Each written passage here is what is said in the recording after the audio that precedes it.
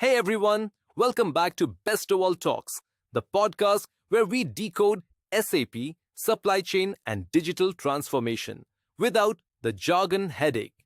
I'm your host, and today we're diving deep into something many of you have been waiting for, the SAP IBP 2511 upgrade. Absolutely. This release is packed with features that actually matter to planners, admins, and everyone who works with IBP day to day. And instead of reading long release notes, we're breaking it down into a friendly conversation so you can instantly understand what's changing and why it matters. So buckle up, we're covering forecasting improvements, governance shifts, UI updates, new admin tools, and even smarter AI insights. Let's jump in. So, the big headline, SAP is calling 2511 an operations-focused release. And honestly, you feel that vibe everywhere. Totally. It's not just shiny features. It actually hits the parts planners use every day. But the biggest buzz is around a new forecasting metric, SPEC. Yes, SPEC. And if someone hears that for the first time, they're probably thinking, another acronym? So let's unpack that. SPEC stands for Stock Keeping Oriented Prediction Error Costs. Basically, instead of just measuring how wrong was your forecast like MAPE or RMSE, SPEC tries to answer a deeper question. What did that error cost your business? And that's huge, right? Because forecasting isn't just about the error itself. It's about the impact. Stockouts versus excess inventory, that's money. Exactly. And SPEC is duration aware and cost aware. You aren't just looking at one period's miss. You're looking at the error accumulated over time with your cost trade-offs baked in. But the fun twist? Those two sliders. Yes, the sliders. You can basically tune how sensitive your business is to under-forecasting versus over-forecasting. Which, if every planner just sets their own value, you're looking at chaos. Exactly. That's why SAP stresses governance. SPEC is powerful, but it demands proper rules. Document your defaults, include them in forecasting playbooks. And this is key, use SPEC with traditional metrics, not instead of them. Now switching gears, the AI-assisted forecast analysis becoming GA is also a game changer.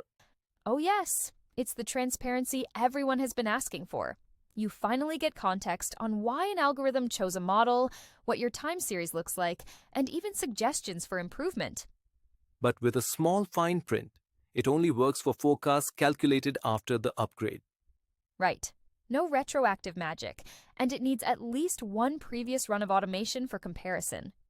Admins got some solid gifts too, particularly those two new job templates.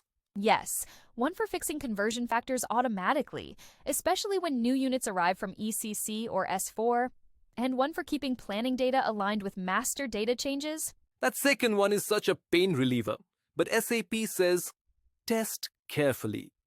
Very carefully. Start with a small look-back window. Don't rush. The time period selection dialog also got a facelift. Much cleaner, more consistent, and genuinely easier to use. Plus, from roles and to roles in planner workspaces, such underrated upgrades. Okay, let's talk about the new Manage Master Data app. It's gorgeous, modern, structured, authorizations are tighter, and that Explorer feature is amazing. But yes, here's the catch. It strictly enforces planning area restrictions. Meaning, if your old role assignments were a bit loose, your users might suddenly lose access after the upgrade. So admins, review business roles before rollout. This is not optional. Planners will also appreciate the advanced filtering options. Starts with, contains, less than. But again, requirement alert. They only work if you upgrade the Excel add-in to 2511.2.0 or above. IBP can now send alerts directly to Microsoft Teams channels. Yep, job failures, planning alerts, everything in Teams. More visibility, faster action. So, if you had to describe the theme of this release? I'd say platform maturity plus business alignment, more transparency, better governance, cleaner administration, and smarter forecasting. And the action checklist for teams? 1. Pilot test everything, especially SPEC and the new jobs. 2. Review roles before using the new master data app. 3. Update your playbooks with SPEC rules and AI interpretation guidelines. 4. Upgrade the Excel add-in. Don't skip this step. And that wraps up our deep dive into the SAP IBP 2511 upgrade. We hope this helped you understand not just what's new, but how it will actually impact your day-to-day planning and decision-making. Remember, this upgrade isn't just technical. It's a mindset shift toward business-driven planning, transparency, and tighter governance. If you adopt the tools right, your entire planning function becomes sharper and more aligned. If you enjoyed this episode, make sure to subscribe to Bestowal's YouTube channel for more insights on SAP IBP, supply chain, and digital transformation. And if you're looking to implement SAP IBP or upgrade to 2511 with expert guidance, the consultants at Bestowal Systems and Services are here to help. We customize IBP solutions exactly around your business needs.